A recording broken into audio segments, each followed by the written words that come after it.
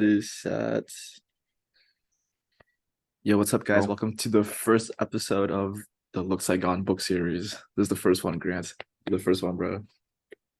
It's an Dude, I've honor. been I've been waiting to do this actually with like different books, but this is actually the first episode that we're doing. Oh yeah. What Yeah, what book was the first book that made you want to do it? dang. I used to do this with my friend Connor and his podcast called The Comeback, and we did the first Goggins book.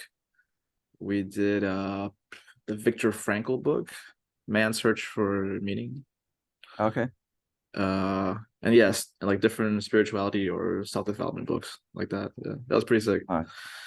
The Yeah, first, have you read the second Goggins book? I have it on audiobook, so I've been listening Yeah, to it. nice. They're both pretty good. Make you want to get Yeah, out there and get shit done.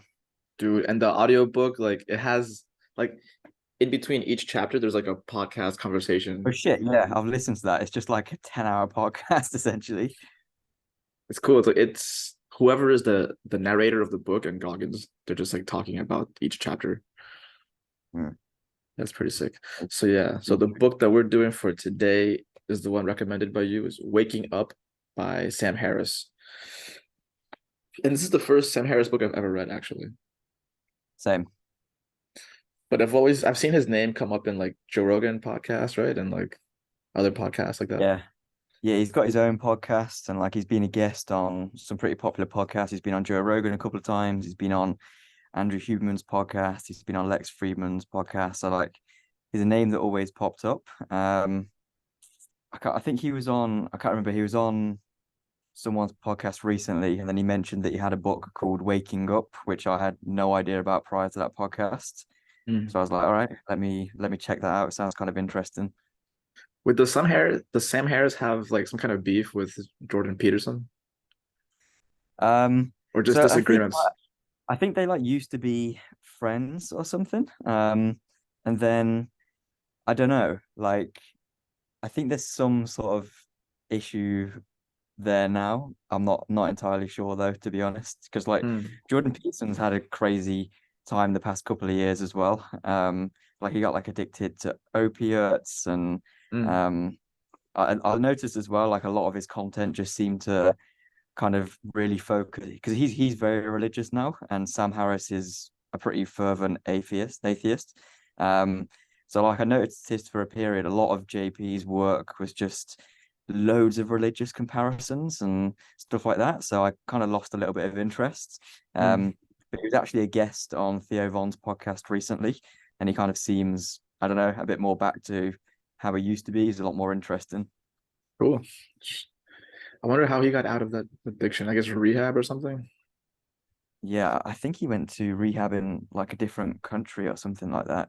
Yeah, he Mm. had some sort of illness, and then yeah, there's that fucked up thing in America where they just prescribe opiates for like almost no reason, and then they take away the prescription, and then people are fucked.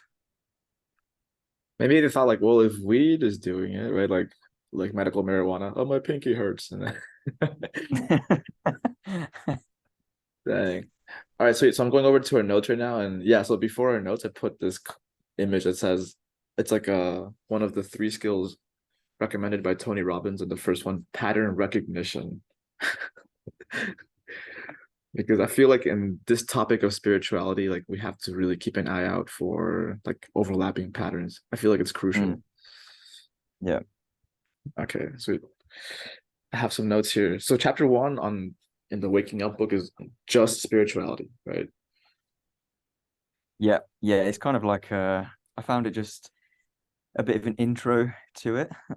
Gives a bit of a backstory on his life as well and how he got there, and it's quite interesting to see because it started off with him describing his experience as a young man, Mm. going on a camping trip, and you had to hit.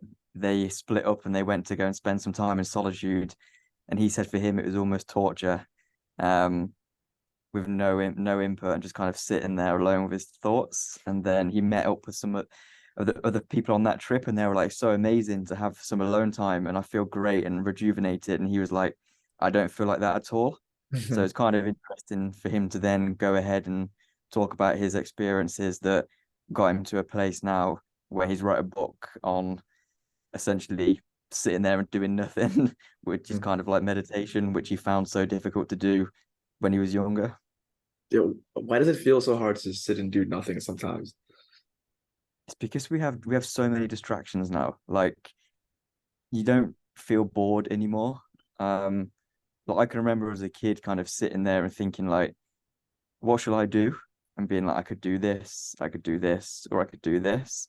Whereas now, if ever I get that feeling of, oh, I'm bored, I just always reach for my phone or Mm. like I'll watch some shit on YouTube and like most of the time it's just bullshit that I'm watching as well. Like we've just got too much input, we're never bored. Doesn't it feel also like now, like if you're in a group of friends and everybody's on their phone and you're not, it's like you're the weird one. Man, like I'm quite good at not going on my phone and like my close friends, we all have a similar opinion. Mm. Like it's really not good to be addicted to your phones. But yeah, I mean, like sometimes I'll look around in restaurants and I'll see couples on like what should be like a nice date, and they're both just sitting there like on their phone. I'm like, man. And the crazy thing is they'll be taking photos like of themselves looking pretty and their amazing meals. So like people on Instagram will be like, God, this guy's living the life. He's got a beautiful girlfriend, he's enjoying her company, he's eating amazing food. In reality, they're both just sitting there staring at their phones. It's like what's scary to me is like seeing like little kids or even like babies have like headphones now and a big iPad. Yeah, yeah, for sure. I mean, it's easy parenting, right? Like the kid screaming. Do I go and care for the kid or do I just stick a iPad in his face? But aren't they creating like future customers for whoever makes like online ads later on? I guess that's what I'm thinking. I I'm don't not know. Yo, so in chapter one, one of the things he says is most of us spend our time seeking happiness and security without acknowledging the underlying purpose of our search. That made me ask, like, what, like, even myself, like, why, yeah, why do we seek happiness? Or, yeah, why would one seek happiness, I guess? mm. I suppose like I think that's just the way humans are wired, right? Like it feels nicer. Like when you do have those feelings of happiness, feels a lot nicer than those dark times. So it's just almost human instinct to seek that. But then we've kind of got it mixed up where we always think like if I earn more money, if I have this materialistic shit, that's gonna make me happy. But I don't think that's true. Right, like, is it possible that that people have been confusing happiness with pleasure itself? Yeah, I think so. I think like I don't think it's possible to be continuously happy. Mm, Like I think you have periods where you feel like happiness, but I think most of the time you just feel, I think it's healthy just to feel like content. Um, like I think happiness is something that comes and goes more like, similar to other emotions. Like you can feel anger for a short period, you can feel happiness for a short period, but I think most of the time you're probably feeling content if you're in a good place. mm. It's like when I think of someone chasing, I guess, like happiness in the form of pleasure, I just think of like of a drug addict immediately. And like even after they consume their drug, they gain tolerance to it, so they have to take a higher, like a bigger amount, right? It just never ends. Mm. And that can be applied to so many vices or things that people are into, even things that kind of seem healthy, people can take Sure. to extreme levels too. Like it's healthy to exercise, but like some people, I guess when they get that feeling of happiness from it, they take it to like crazy extremes and do like crazy forms of exercise. Mm-mm. True. It's like like how do they say like anything can be used excessively or something, right? Yeah, for sure. Everything in moderation. Right.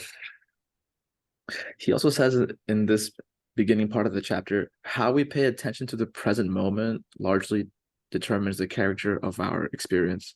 And he also says that mystics have made this claim for ages, but like, have you heard this word before, mystics? Yeah, mystics are just kind of like, I always think mystics as people who like kind of like spiritual gypsy sort of people who will say like I can see into the future and all that kind of. That's how I always Mm, interpret mystics. cool. Nice. Let's see, if I would try to interpret mystics, I would say something like that, but minus any magic powers. Like minus any, Yeah, yeah, whatever yeah. that is. I'm not sure how to describe that. Uh, okay.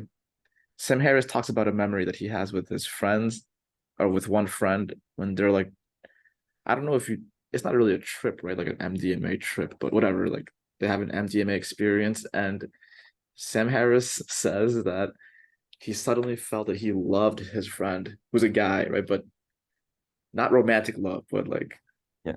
I guess real love. What the hell is real love? Yeah. Good question. I don't know. I think it's like it's very hard to describe any of the feelings that you're having, right? Love being one of them. But I Mm. think when you take something like MDMA, it gives you that like say if you're just drinking with your friends, you might kind of drunkenly be like, I love you, man. But like when you take MDMA with your friends or something like some kind of drug like that, like you do just feel so full of like intense love and you feel sober and clear in your thoughts as well. Because yeah, I can relate to that for sure. Like, yeah, I've definitely come closer to my friends on in that kind of environment for sure.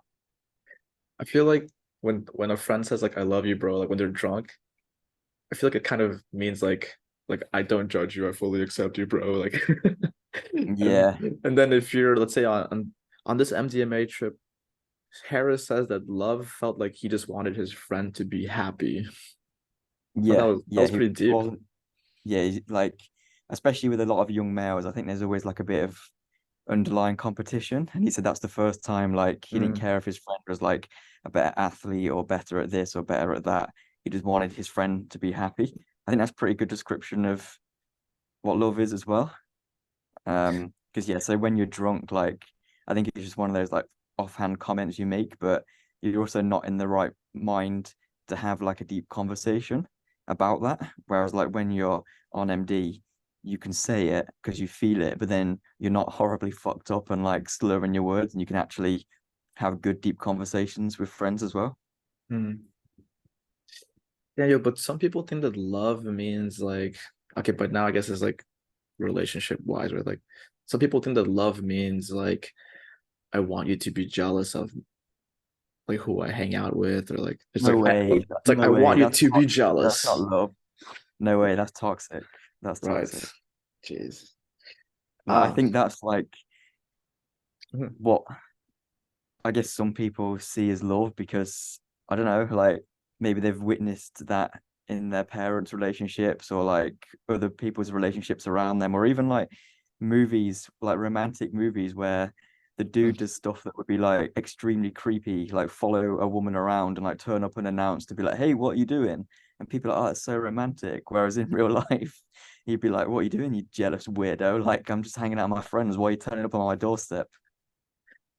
This reminds me that the song "Every Breath You Take" by the Police, right? I I'm pretty sure it was like a stalker song, wasn't it?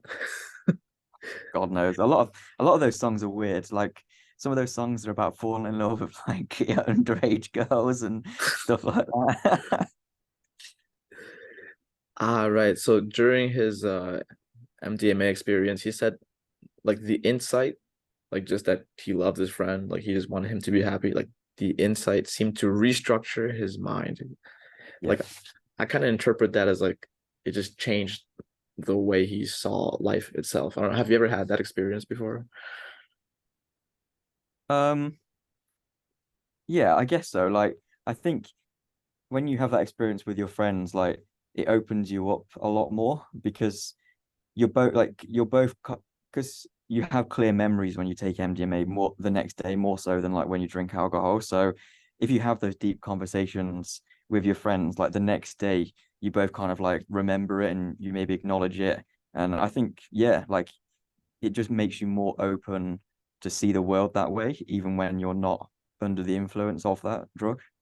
Mm. Like Like, have you ever had an insight, like in general, like an insight that just like changed the lens with which you saw life itself? I don't think there was one like pivotal insight or pivotal moment, like a big epiphany where I was like, oh shit, like everything's changed and I see life completely differently. It was just like a gradual process of like, Mm, I think also like maturing, getting older, but then having these experiences with friends and becoming more open. It's like a gradual process to have these insights and have your personality and the way you interact with people change. Um, I'd say probably most people have that experience. I don't really know of anyone who personally or many people who've took like MDMA and then been like, oh fuck, like everything's changed, everything's different. mm, Um, I guess maybe in that moment when you're high, you could feel a little bit like that because you've never felt these experiences before, but that kind of will fade. And then when you're sober the next day, you're just kind of like, like, yeah, that I feel like a little different. Like I'm thinking a little bit differently, like I'm more open to things. Like I'm forming like better relationships with people like my friends. mm. Yo, check this out. Harris also says if a stranger had walked through the door at that moment, he or she would have also been fully included in this love. Yeah, Uh, for sure. Definitely. so Like you why must have don't heard, right? we? Like fest like um raves and festivals where people Mm, MDMA, like it's very different to going to a club and getting drunk. Like everyone's just instantly friendly and like you're never gonna have two dudes on ecstasy like looking to fight each other. That's just not gonna happen. They're gonna be friends. Whereas like, under alcohol, people can definitely end up like getting aggressive and yeah. dude, why? Damn it! Why does it feel so weird to be that friendly, just totally sober? Good question. I think as well, maybe it might be evolutionary as well, right? Like, do I let Mm, this person come in and I be extremely vulnerable with them the first time I've met them? Like, I think you'd probably open yourself up to like being taken advantage of by people who are not good people. Maybe that's the reason. that actually makes sense though. Like a Yeah, defense mechanism. right. Sick. Something about this insight he had made him write this. I now knew that Jesus, the Buddha, Lao Tzu, and the other saints and sages of history had not all been like crazy schizophrenic people. Yeah. Yeah. Yeah. It's I don't know. Like, what are your thoughts on that one? I mean, yeah, like I don't know if like these sages that he mentioned, I don't know if they would have like would they just lose that defense mechanism? I don't think they would totally lose like they I feel like they wouldn't be unwise about it, right? They would still set boundaries, but also Yeah. love everyone as deeply as possible. I think that's possible, right? Yeah. Yeah. Yeah. For sure. For sure. I think it's just more of like a societal thing as well. Hmm. Um, like caring for others. I don't know. That one's kind of difficult for me to interpret, I think. It's It's okay. still considered, yeah. Right. And Harris, like, yeah, part of this book is like explaining how religions should not be followed, right? Basically. Yeah. Yeah. But that each religion has important psychological truths that could be found in the rubble. So actually I'm really interested in that. Uh Mm, that's yeah, that's why I like theology and why I'm reading this book too, actually. yeah. Yeah. I don't think religion is all bad. Um, there are definitely some positives to religion. Um, yeah. Like I don't know whether it's necessarily to do with mindfulness Right. with my examples, but coming together as a community and being there for each other, that's definitely a positive. Like people who are involved with churches, providing they're not like weird, fucked up cult churches, you have a good sense of community. You're not lonely. Like there's a loneliness epidemic now, Mm, especially for like old people. They might be widowed or something. So mm. I think they're definitely positives with religion, but yeah, religion's also got a lot of fucked up aspects too. I mean, most of the wars in history and how many deaths are due to Yeah. religion, like insane. like I don't know if this is accurate, but I read somewhere that supposedly like before the Buddha died, he said, "Hey, don't make a religion out of this." But after he died, they did that. I wonder if only because he made that statement that made them think, oh shit, yeah, we could make a religion out of this. If he said nothing, It's maybe it would possible. never happen. Like the don't think about a pink elephant, like one of those things. Yeah, right. Yeah. Damn, that is possible. I have highlighted here there's a connection between scientific fact and spiritual wisdom. I think maybe we haven't read enough of the book to find out why he's saying that, right? Or have we? What do you think? No, I think it's probably more of it's gonna get revealed. But I Yeah, think like traditionally you always see like science and spirituality as completely separate things and almost at odds with each other. yeah. Um, but he does, as the book goes on, he does get into this a little bit more. But I mean, there are studies, like say for like Wim Hof, for example, like Mm, with his breathing and his meditation, like that's actually cures depression and like boosts your immune system. So what you can start applying science to stuff like this, and see how meditation and being more spiritual is scientifically like good for you as a human. mm. True. Now there's more evidence now, right? Yeah. Whereas before it was just kind of just like if someone said to you like, yeah, just go and like in like the 70s, if someone just said to you, yeah, just go and sit with your eyes closed and breathe deeply, you feel amazing. You'd be like, okay, that's kind of like hippie shit. But like there's Mm, actual science behind getting more oxygen in and all these kind, I don't know, um I can't regurgitate all the information, but yeah, there's definitely science there. mm. He also writes spirituality must be distinguished from religion because people of every faith and of none have had the same source of spiritual experiences. I want to know about that. Yeah, I mean, I guess people have felt similar experiences regardless of religion, like atheists, Hindus, Christians. I mean, fundamentally, humans are all very similar, if not, so people have had these kind of profound experiences Mm. regardless of religion. And you know what, dude? It feels like the people that have had like the deepest spiritual, like people that already belong to a religion and then had the deepest spiritual experiences, eventually they were labeled as mystics and some of them were killed by their communities. I think that's been Yeah, happening. yeah, definitely. It's especially with the like organized religion, very organized, strict Dude, religions Islam and Christianity. Like if you start getting out of line and saying like, oh yeah, I had a spiritual experience and actually I'm gonna question the Bible or the Quran, like especially a couple hundred years ago, like man, you're asking for trouble. dude, it's like, yeah, it's like imagine if you get spiritual experiences so deep that you start to realize that the religion that you follow has inconsistencies. Yeah, And then when you want to sure. tell people, like people start freaking out, like, yo, man, you can't say that. Or you get Yeah. actually canceled, like the ultimate cancellation. It's like going back to what Sam Harris was saying about like meeting a stranger and Mm, feeling like he could be very connected to them. Like in some of the big religions, it's like if you don't follow our religion, like you're a non-believer and you're going to burn in hell. So if you mm, had a spiritual experience and that made you think, actually, like all humans are the same and like we're all equal and we should love everyone equally. mm. And then, but the Quran tells you, no, non-believers are going to burn in hell. Like, how do you put that together? Right.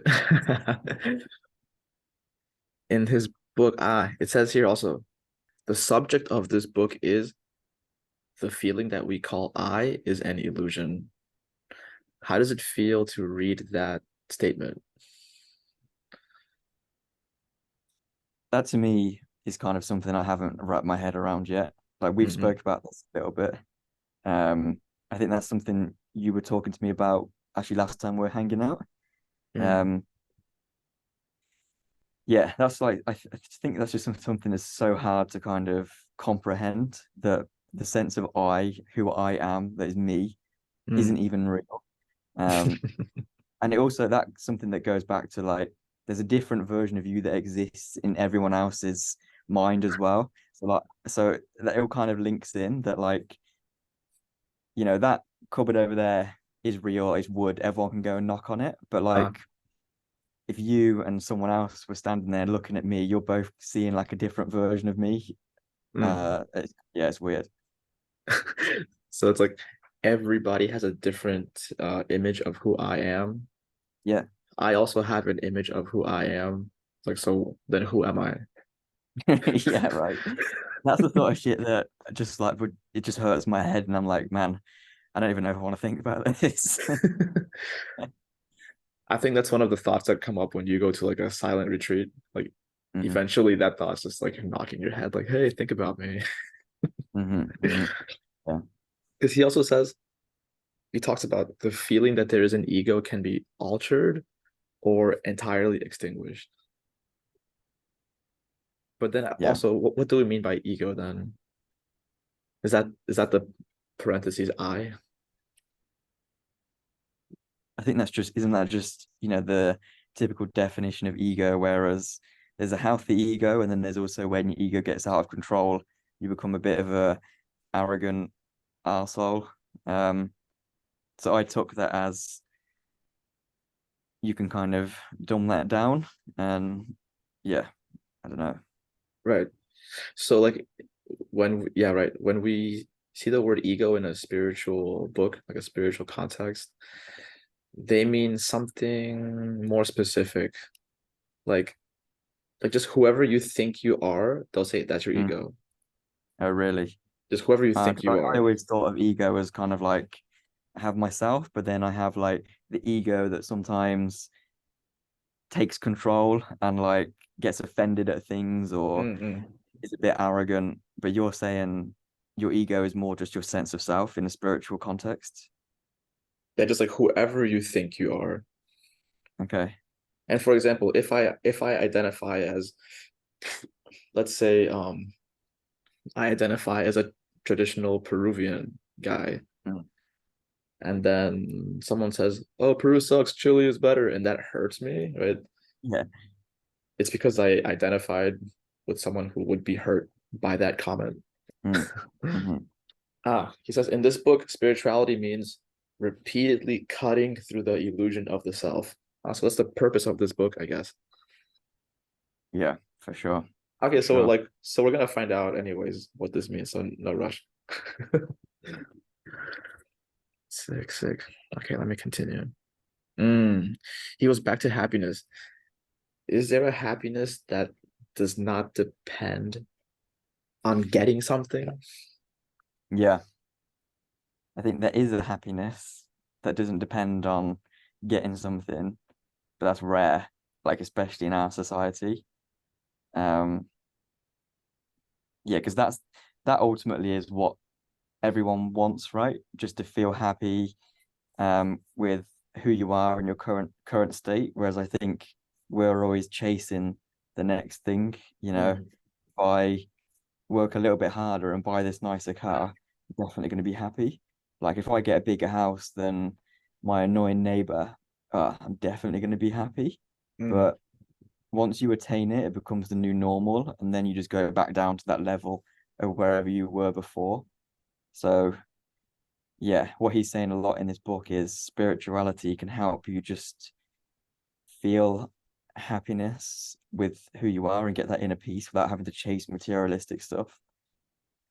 Dude, I feel like an interesting experience is like if you if you fully believe that getting a specific thing will make you finally happy forever, and you finally get that thing, and then you realize you felt happy for like 3 days and you were back to normal Yeah, again.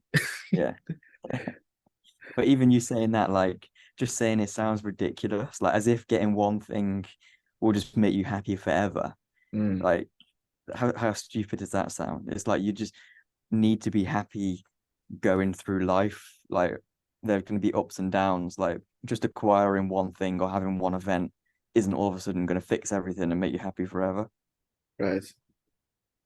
Like the thing that I like I wasn't even aware that I believed this, but I did. I actually believed that the only way to have long-term happiness was to find the perfect relationship. Yeah, Like I yeah. actually believed that, but I wasn't even aware that I had that belief because it was like so deeply buried in my mind or something. Mm, mm. I think sometimes as well, like we look back on times which at the time, like you might not have been thinking like, oh, I feel so happy, but we look back on times and you're actually like, that was actually a really good time, and I was definitely happy there. Hmm. Which is also quite interesting. Like someone who doesn't depend on anything external to be happy, like someone who's happy already. Um, like how grateful do you think that person feels like on a daily basis? Good question. I mean, I think it's very rare to find someone who feels like that all the time. Mm, Like some people, obviously more than others, but I think it's such a difficult thing to maintain all the time. mm. Um, I think, yeah. Sorry, what was the question? How? Go on, say again. I think like to ask it in a different way, it's like someone who experiences happiness, let's say for most of their day, like okay, maybe not 100%, maybe that's too hard, but like Yeah. Oh, how grateful are they? yes, like how grateful do you think that person is? I, yeah, I mean, I wonder if that's part of being happy, is like being grateful for the life you have and being grateful for the people in your life. And it's probably kind of like it goes like a full circle. Mm. Like some people say like happiness is a byproduct of gratitude. Yeah, I can see that. Like, And that's an advised practice. Like, if you're feeling a bit down, like think about all the things in your life right now that are good, mm, that you're grateful for, and then you start to, like, if you have some stupid little problem that is making you down, and then you take a step back and you think, I've got amazing family, I've got amazing friends, like I've had these good experiences, I've got some more good experiences lined up. I'm really grateful for that. And then the small issue that you're having does seem a lot smaller. like what's funny is like I've like when I read that, oh, maybe happiness is a byproduct of gratitude, I tried to hack that, like just say, oh, thank you I'm for grateful for everything. stuff that I wasn't I'm even grateful for this actually toaster. I'm grateful thankful for about. But it doesn't work. Like you have to be actually genuinely grateful for whatever yeah, that thing is. yeah. I try to hack it, And but I I think failed. that could also tie into meditation as well, right? Like as part of your Hmm. meditation, if you just dedicate a couple of moments just to think about what you're grateful for in life, it's probably a good way to do it. Hmm. I think like with meditation, like eventually you'll get this feeling like, oh shit, I feel grateful just to be conscious, like to have consciousness. I Yeah, think. yeah, for sure, for sure. In his chapter one, he also mentions most traditions of spirituality also suggest a connection between self-transcendence and living ethically. Mm. And I think if you're especially with living ethically, like if you're a virtuous person, um, that's going to help you be spiritual, I think. Because like if you're a piece of shit and you don't care about anyone, how are you going to practice spirituality?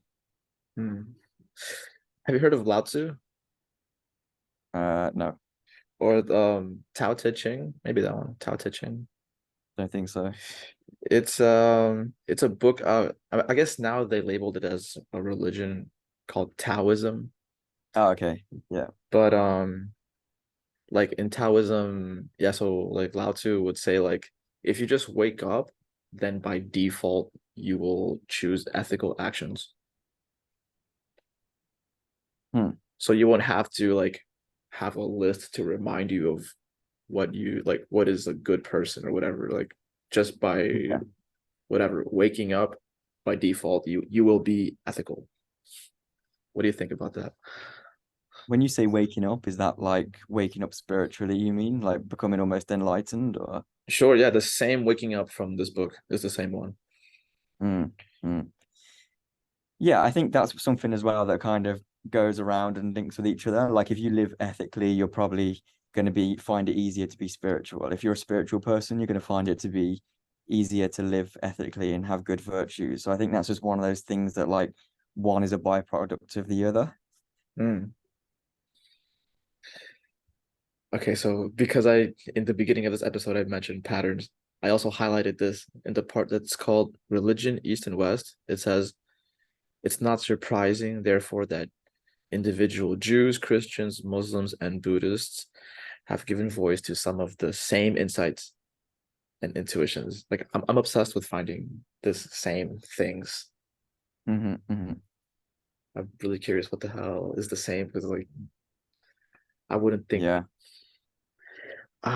it's crazy. Like this thing that he's talking about, like these same insights, it's creepy when you realize because like I realized this when I hardcore researched this for a year, like an idiot.